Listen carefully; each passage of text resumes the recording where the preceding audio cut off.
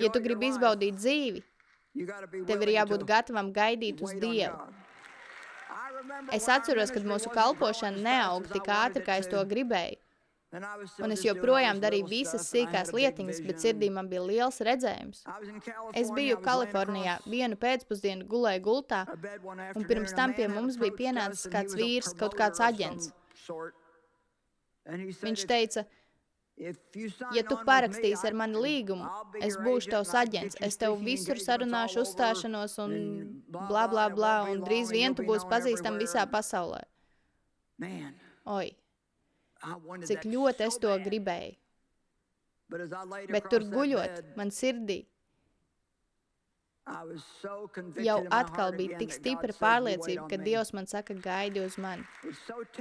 Tik viegli ir krist kārdinājumā darīt lietas pa savam, bet tik daudz labāk ir gaidīt uz Dievu.